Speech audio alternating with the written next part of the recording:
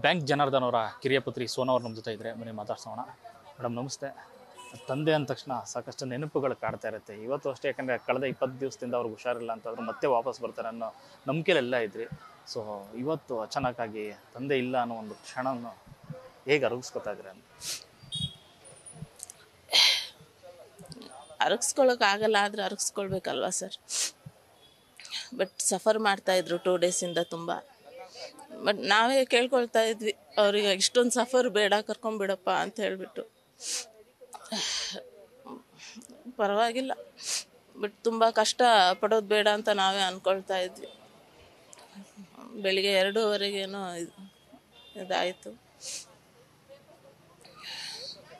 ಕಲಾವಿದನಾಗಿ ಜೀವನದುದ್ದಕ್ಕೂ ಹೋರಾಟ ಮಾಡ್ಕೊಂಡೇ ಬಂದವರು. ಯಾಕಂದರೆ ರಂಗಭೂಮಿಯಿಂದ ಇಲ್ಲಿ ತನಕ 500ಕ್ಕೆ ಹೆಚ್ಚು ಸಿನಿಮಾಗಳ ನಟನೆ.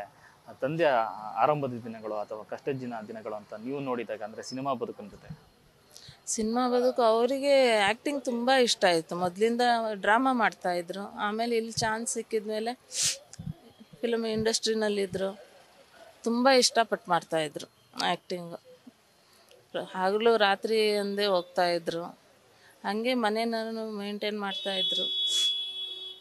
ಅಮ್ಮ ಹೋದ್ಮೇಲೆ ಎಲ್ಲ ಜವಾಬ್ದಾರಿನೂ ಅವ್ರದ್ದೇ ಆಯಿತು.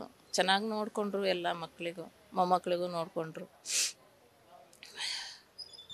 ಚೆನ್ನಾಗಿದೆ. ಏರುಪೇರು ಬರ್ತಾಯಿತ್ತು, ಬಟ್ ಎಲ್ಲ ಬ್ಯಾಲೆನ್ಸ್ ಆಗ್ತಾಯಿತ್ತು. ಈ ಆರ್ಥಿಕ ಸಂಕಷ್ಟ ಏನಾದರೂ ಇತ್ತ ಅವ್ರಿಗೆ ಕಾಡ್ತಾ ಇತ್ತು ಅಂತ? ಆರ್ಥಿಕ ಸಂಕಷ್ಟ ಏನು, ನಾರ್ಮಲ್ ಲೈಫ್ ಸರ್. ತುಂಬ ಹೈಫೈ ಇಲ್ಲ, ಕೆಳಗಡೆ ಇಲ್ಲ, ನಡೀತಾ ಇತ್ತು, ಒಂದು ಮಟ್ಟದಲ್ಲಿ ನಡೀತಾ ಇತ್ತು. ಕೆಲವು ಸಲ ಹೆಲ್ಪ್ ಮಾಡಿದ್ದಾರೆ ಇಂಡಸ್ಟ್ರಿಯಿಂದನೂ. ಆರೋಗ್ಯ ಸರಿ ಇಲ್ದಾಗ ಎಲ್ಲ ಹೆಲ್ಪ್ ಮಾಡಿದ್ದಾರೆ ಇಂಡಸ್ಟ್ರಿಯಿಂದ. ಸಿಕ್ಕಾಪಟ್ಟೆ ಆರೋಗ್ಯದಲ್ಲಿ ಒಂದಷ್ಟು ಏರುಪೇರು ಅಂತ ಸ್ಟಾರ್ಟ್ ಆಗಿದ್ದು ಯಾವಾಗಿಂದ ಅಂತ? ಈ 1-2 ತಿಂಗಳಿಂದ ಅಥವಾ ಮೊದಲಿಂದ ಆ ಥರ ಸಮಸ್ಯೆ ಇತ್ತು? ಅಂದರೆ ಅವ್ರಿಗೆ ಹಾರ್ಟ್ ಪ್ರಾಬ್ಲಮ್ ಇತ್ತು ಸ್ವಲ್ಪ, ಸುಮಾರು ಬೈಪಾಸ್ ಆಗಿತ್ತು. ಆಮೇಲೆ ಸ್ಟಂಟ್ ಹಾಕಿದ್ರು ಒಂದು 2-3 ಸಲ.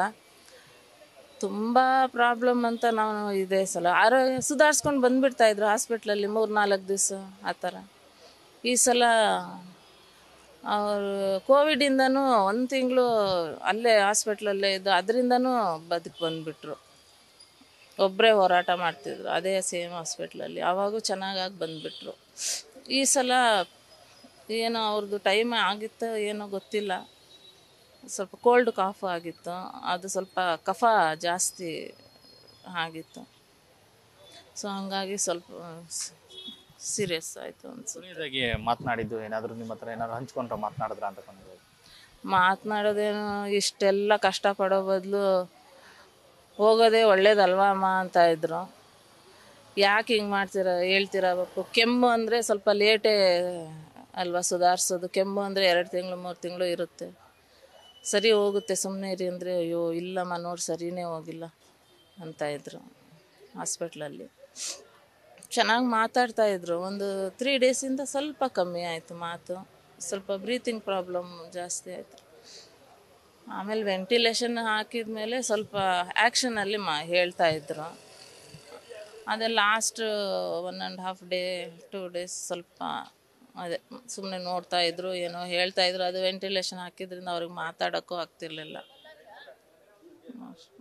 ಮಕ್ಕಳು ಮೊಮ್ಮಕ್ಕಳು ಅಂದರೆ ತುಂಬ ಪ್ರೀತಿ ಅಂತ? ತುಂಬ ಪ್ರೀತಿ. ನಮ್ಮನೆ ಫ್ರೆಂಡ್ಲಿ ಆಗಿದ್ದರು, ನಮ್ಮ ಜೊತೆ ಎಲ್ಲ ತುಂಬ ಫ್ರೆಂಡ್ಲಿ ಆಗಿದ್ದರು.